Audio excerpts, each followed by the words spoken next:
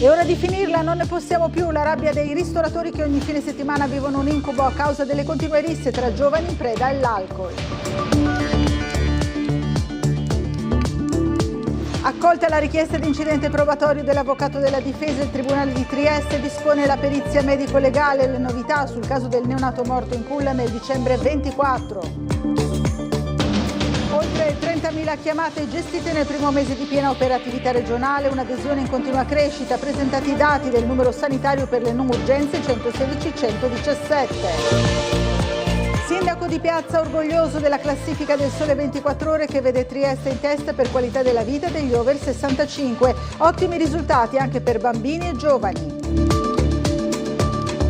Si schiera per la gara di affidamento del servizio idrico nella speranza che torni in mano ad Acegas APS Amga. La CGIL che spiega vanno garantite le tutele dei lavoratori. A Brescia la pallacanestro Trieste si gioca la bella decisiva della serie di quarti di finale play-off, obiettivo la semifinale, collegamenti in diretta stasera al Caffè dello Sport. Sono oltre 300 gli eventi in programma da giugno ad agosto per la rassegna Trieste Estate che porta spettacoli e intrattenimento non solo in centro ma anche in periferia.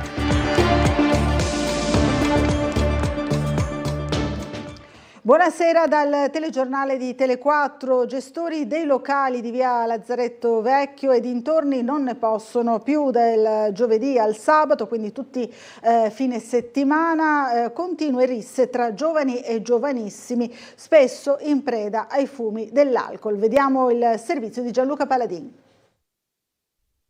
Ogni weekend, dal giovedì fino al venerdì, qua c'è sempre un casino. Ormai le risse a Trieste non si contano più, ce n'è almeno una ogni weekend, se non due. L'area tra via del Lazzaretto Vecchio e piazza Venezia è diventata il teatro di queste risse. I titolari dei locali, gli esercenti, non ne possono davvero più.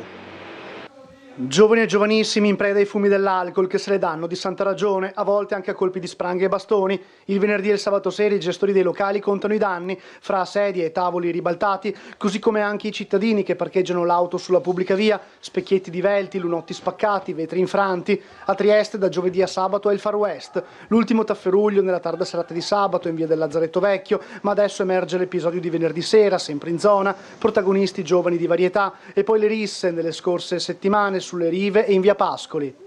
Solo risse, baruffe dopo le 10:30 in poi di sera. Dopo aver chiamato anche la polizia, io sono andato via. Piazza Venezia mi fermo davanti alla polizia, gli dico che c'è una rissa in corso. Mi hanno detto arriviamo subito. Sono corsi e dopo c'è stato tutto quello che doveva succedere. Arrivo qui la mattina, trovo pieno di bottiglie di alcol, pieno di cose, insomma un po'. La gente anche si stufa anche di questo, no? Sti ragazzi si imbottiscono di alcol e non reggono più, a parte che non reggono.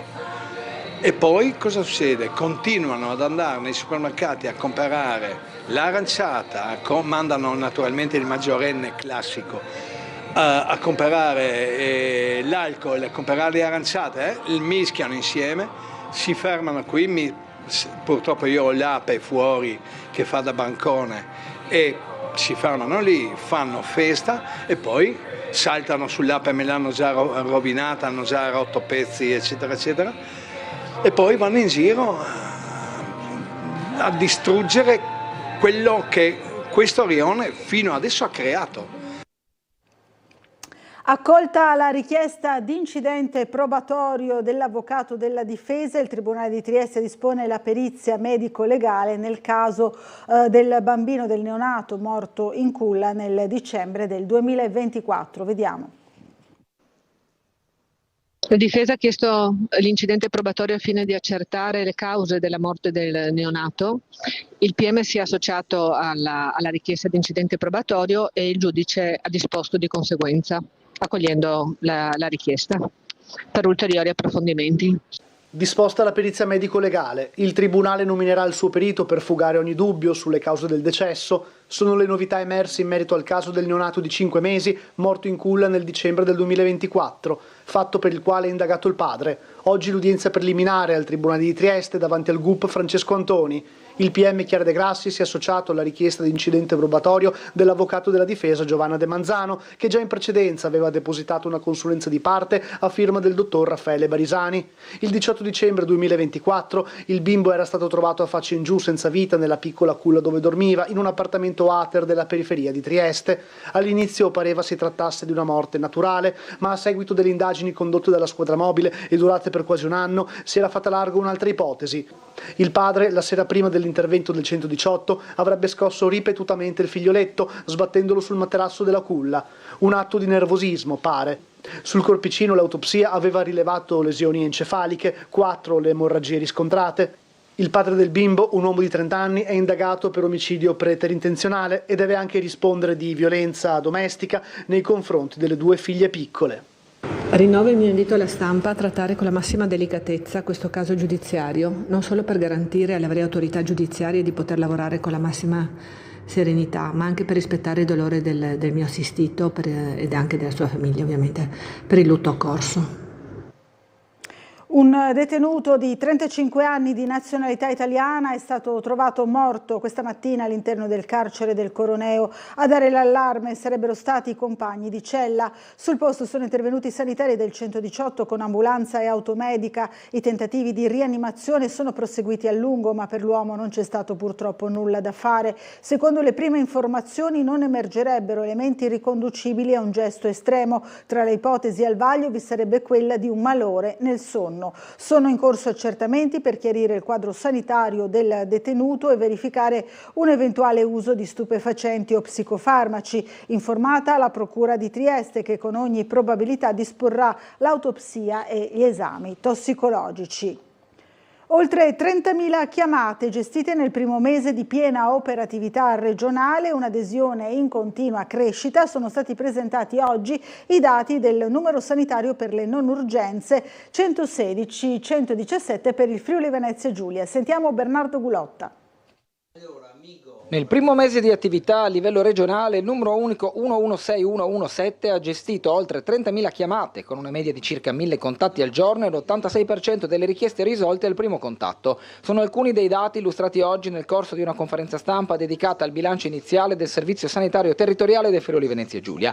Il 116-117, avviato in fase sperimentale il 19 gennaio nell'area Asugi e poi esteso dal 13 aprile all'intero territorio regionale, ha preso in carico complessivamente oltre 60.000 richieste fino al 12 maggio. Solo nell'ultimo mese, dopo l'estensione regionale, le telefonate sono state 30.844, con un trend in continua crescita. Un numero che aiuta il cittadino nella richiesta di necessità sanitaria non urgente, quindi a bassa intensità, questo deve essere chiaro. Quindi richieste di necessità sanitaria assimilabili a quelle del medico di medicina generale, a quelle di guardia medica. Il servizio governa tutto il sistema di ex guardia medica della regione, attualmente continuità assistenziale, cure primarie, e in più fa da lavoro di correlamento insieme alle nuove strutture delle case di comunità, quindi funziona da imbuto che raccoglie la richiesta e indirizza verso le strutture territoriali. Ovviamente è un servizio che è in parallelo a quello dell'urgenza del 112, per cui è strettamente collegato. In caso di richiesta inappropriata, dovesse arrivare una richiesta urgente, siamo in grado di trasferirla immediatamente al sistema di emergenza-urgenza. Udine è il distretto con il numero più alto di chiamate, seguito da Pordenone e Trieste. Secondo il report, il tempo medio di attesa è di 1 minuto e 26 secondi, mentre le telefonate durano mediamente poco più di 3 minuti. Il sistema viene indicato come uno strumento strategico per rafforzare la sanità territoriale, migliorare l'orientamento dei cittadini e ridurre gli accessi impropri e pronto soccorso, grazie anche all'integrazione con medici di medicina generale e case della comunità. Il bisogno del cittadino è bisogno proprio, bisogno improprio, determinato da una preoccupazione. È uno dei grandi temi della risposta al bisogno di salute è l'accessibilità, e quindi è evidente che nel momento in cui tu pensi di avere qualche cosa e non trovi una risposta, vai dentro un pronto soccorso.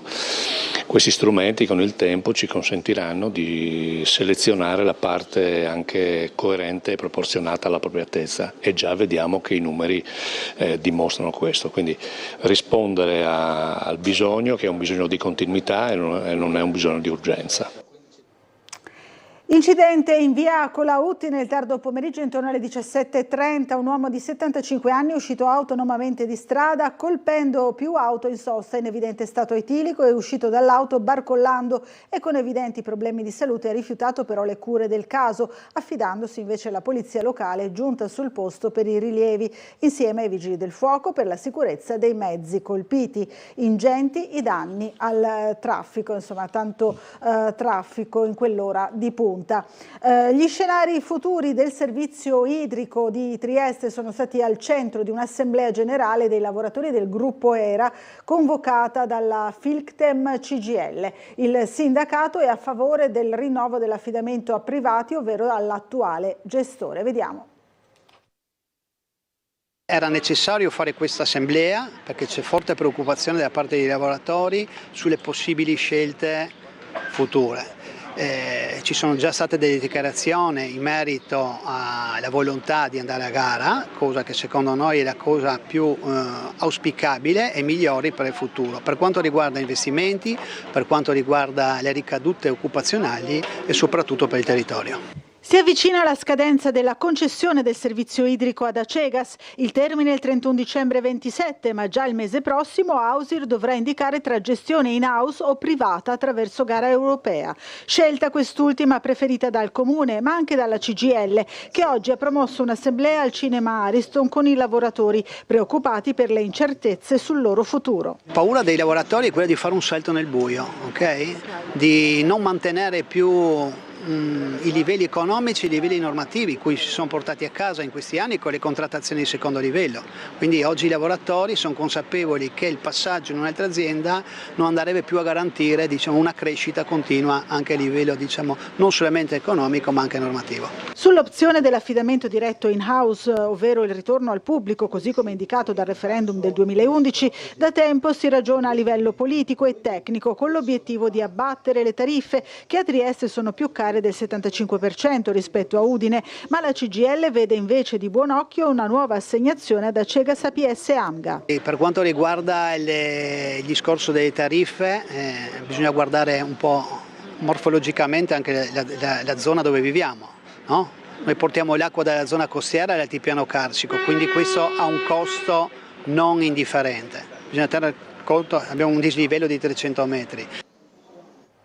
Ora anticipiamo per un attimo la pagina sportiva perché a Brescia c'è il nostro Marco Stabile per seguire la bella decisiva della serie appunto di quarti di finale playoff con la pallacanestro Trieste pronta a giocare. Pochissimi minuti fa è riuscito a intervistare anche Mike Arcieri, allora ci colleghiamo direttamente con lui, vediamo. È davvero tutto pronto per gara 5, la bella decisiva fra Brescia e Trieste per capire chi andrà in semifinale scudetto. Per quanto riguarda la squadra biancorossa allenata da coach Taccetti, un momento storico perché il massimo risultato della pallacanestro Trieste della storia fu proprio quello acquisito dalla Stefanel nel 1994 che finì in semifinale scudetto, battuta dall'allora Scavolini Pesaro di Carlton Myers. Sono passati diversi decenni ma c'è la stessa passione nella squadra e nella tifoseria biancorossa, arrivati in forze qui a Brescia con 300 supporter fra pullman e macchine private. La squadra è pronta a scendere in campo per sfidare Brescia e per tentare l'impresa di ritornare tra le prime 4 del campionato. Sentiamo il pre-partita con il general manager Mike Arcieri. Un'opportunità bellissima, ma dobbiamo restare nel momento, nel primo quarto e fare le cose che dobbiamo fare con concentrazione, niente palle perse e dare tutta l'energia e concentrazione con cui possiamo giocare. Come si batte Brescia?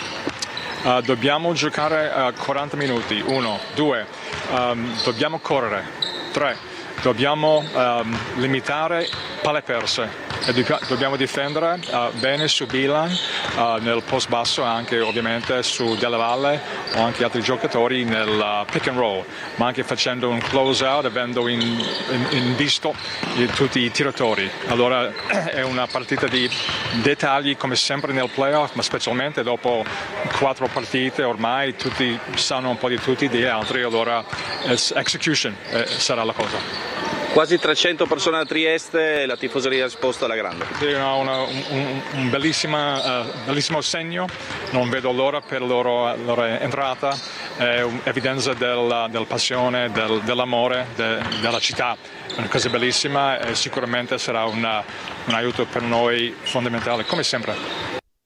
E questo dunque il pre-partita, importantissima partita. Allora questa sera al Caffè dello Sport alle 21:10 ci sarà in collegamento con noi da Brescia per la gara 5 decisiva Marco Stabile con interviste post gara e approfondimenti vari. Poi in studio invece con Gianluca Paladin ci saranno Alessandro Asta di City Sport e Francesco Freni di Tripla della Tabella. Ieri invece è uscita la nuova indagine del Sole 24 Ore, ne abbiamo parlato nel telegiornale di ieri domenicale con Bernardo Gulotta, che incorona Trieste come provincia italiana dove gli anziani vivono meglio. Abbiamo sentito oggi il sindaco Roberto Di Piazza per commentare i risultati di questa classifica. In un'Italia che invecchia e cambia abitudini, è Trieste a conquistare il primato nazionale per qualità della vita degli anziani. Oggi sono molto orgoglioso perché sono 20 anni che faccio il sindaco di questa città e oggi sul Sole 24 Ore, come potete vedere, siamo primi per quanto riguarda gli anziani, terzi, quarti per quanto riguarda i bambini e i giovani, e sono soddisfazioni perché a livello nazionale che ti fanno un titolo tipo benessere per età, vincono Firenze, Bolzano e Trieste, è una cosa molto bella che mi riempie d'orgoglio, perché ogni giorno sento i sinistri che si lamentano e dico invece bisogna lavorare perché poi si raggiungono questi risultati che sono a livello nazionale un grande orgoglio. L'assessore al territorio Michele Babuder spiega la gestione dei tempi di intervento per le manutenzioni di strade e marciapiedi. Da un lato c'è un discorso economico, dall'altro quello del personale a disposizione. Sentiamo. Non si contano più ormai le segnalazioni che arrivano al comune per risanamento di strade e marciapiedi accanto al verde pubblico. L'assessore al territorio Michele Babuder non nasconde il problema e anzi spiega i criteri che sono alla base di tempi considerati dal cittadino lunghi per eseguire questi interventi, associati anche a una difficoltà legata al personale tecnico municipale. Ci sono due ordini di ragione. La prima ragione è economica. Nel momento in cui noi andiamo a destinare, dicevo, le risorse, indipendentemente da quante esse siano, passano circa 10 mesi per riuscire a vedere, indipendentemente dalle persone che lavorano negli uffici, i lavori effettivamente sul territorio. Questo perché per fare il progetto, se va bene, minimo un mese, si fa la gara, gli importi sono piuttosto rilevanti e quindi c'è un'attesa anche poi per la definizione della graduatoria di circa 90 giorni. Siamo già a 3 mesi. Tendenzialmente noi mettendo i soldi a giugno e a luglio cadiamo nell'assegnazione dei lavori nel periodo invernale e nel periodo invernale i lavori non vengono effettuati. Arriviamo a maggio e quindi sono passati 6 più 3 mesi, quindi ecco perché io dico sono 6-10 mesi il tempo necessario in cui in tutte le città si fanno delle asfaltature. Nel momento in cui ci sono i lavori che il sindaco segue sul Ponte Bianco e sul Ponte Verde, i prossimi appalti dei 3 milioni che evidentemente necessitano anche quelli di computi metrici e quindi anche di una progettazione esecutiva che io poi porto all'approvazione della Giunta, i cantieri di Piazza Goldoni, i cantieri di Piazza Sant'Antonio, i cantieri che abbiamo visto in via Pindemonte e quelli delle scale. Praticamente sono lo stesso servizio che svolgono queste attività, che è attività ordinaria, però prevede anche in alcuni contesti degli accumuli di lavoro. Io continuo a dirlo da mesi e non sono il solo, ci sono anche altri colleghi, che quel servizio è sottodimensionato rispetto a quelle che sono le necessità, così come sono sottodimensionati i servizi tecnici e le professionalità tecniche di questa amministrazione. Vediamo il risultato delle elezioni amministrative a Villesse. La sindaca uscente Flavia Viola si appresta a iniziare un nuovo mandato alla guida del paese, superando lo sfidante Giampaolo Burnic. Con i suoi 1645 abitanti, Villesse è rappresentato l'unico comune dell'Isontino chiamato alle urne in questa sessione per il rinnovo del Consiglio Comunale. La vigilia del voto era stata caratterizzata da una forte incertezza. Per la prima volta dopo molto tempo, infatti, la partita si è rivelata aperta fino fino all'ultimo voto. Ora ci fermiamo per una breve pausa pubblicitaria.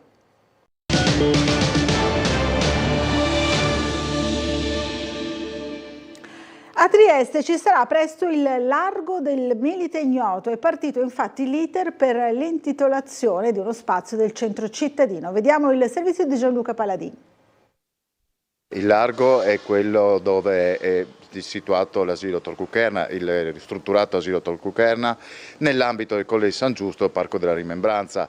A Trieste il Largo del Milite Ignoto. Avviato l'iter per la nuova intitolazione fra le vie Caboro, Verzieri, Chiauchiare e Battaglia al soldato medaglia d'oro al valor militare della Prima Guerra Mondiale. Dunque il luogo individuato è quello nelle vicinanze della Tor Cucherna, una delle opere di difesa medievali cittadine meglio conservate. La giunta comunale ha deliberato l'intitolazione, tempo alcune settimane, e verrà scoperta la targa, che dovrà essere di tipo tradizionale, in marmo bianco o pietra locale, come quelle poste nel centro città.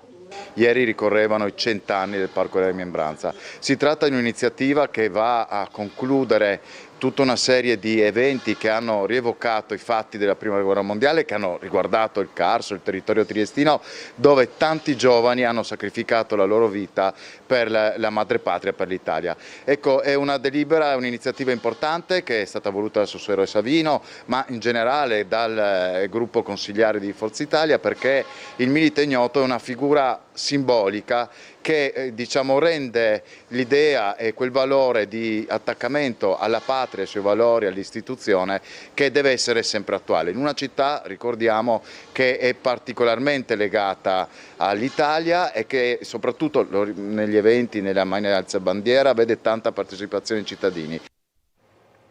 Nata dall'esperienza di un gruppo di genitori di bambini prematuri, l'associazione Scricciolo opera da anni a Trieste per offrire supporto alle famiglie che affrontano questo delicato percorso. Le case di Scricciolo sono appartamenti destinati ad accogliere le famiglie dei bambini ricoverati nel reparto di neonatologia e terapia intensiva neonatale del Burlo in forma gratuita. Sono stati presentati oggi 2 alloggi di cui l'associazione dispone, che gestisce anche grazie al contributo della Fondazione CR Trieste. Negli alloggi situati nelle vicinanze proprio dell'ospedale infantile, i posti letto messi a disposizione sono 6 e nel corso del 2025 sono state accolte complessivamente 49 famiglie. Nella maggior parte dei casi si è trattato di mamme sole, ma in diverse situazioni è stato anche possibile ospitare l'intero nucleo familiare.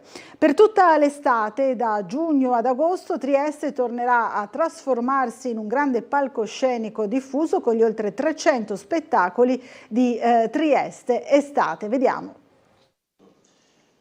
Un tuffo nel mare vuol dire che quest'anno annegheremo turisti, cittadini, triestini da tutte le parti con un mare di eventi.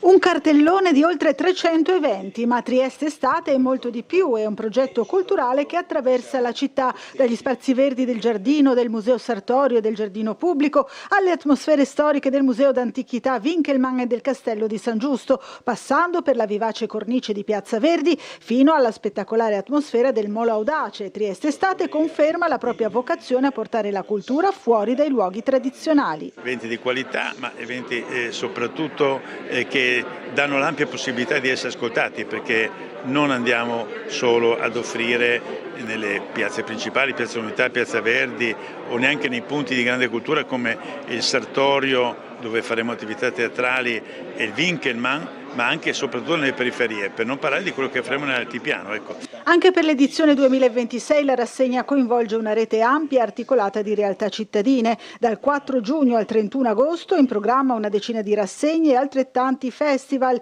come Let's Play, Aveninchi, Trieste Classica, Musica Libera, Trieste Brasil Festival, Shorts International Film Festival e Cinema Nord-Est. Grande attenzione come sempre ai bambini e ai ragazzi, in particolare con una nuova edizione del Festival Ragazzi nel giardino del Museo Sartorio. Ricca la programmazione musicale al Castello di San Giusto, tra i nomi di spicco Mario Biondi e Raff. La cultura è elemento predominante, si comincia anche da queste cose, quindi si cominciano anche a proporre nell'ambito delle periferie, nelle zone che non dico che sono degradate, ma sono un po' lasciate così a se stesse, quella che è un'offerta che è anche una riflessione su come in qualche modo possiamo salvarci, no?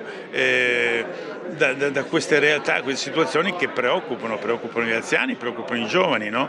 E quindi mi auguro che questo sia anche un veicolo, no? E una risposta da parte dell'amministrazione ai cittadini. E siamo in chiusura, vi ricordo soltanto che domani mattina alle 7 comincia Sveglia a Trieste, ci saranno l'assessore all'ambiente della regione Fabio Scoccimarro e Daniela Rossetti di Azione. Grazie dell'attenzione e buon proseguimento di serata.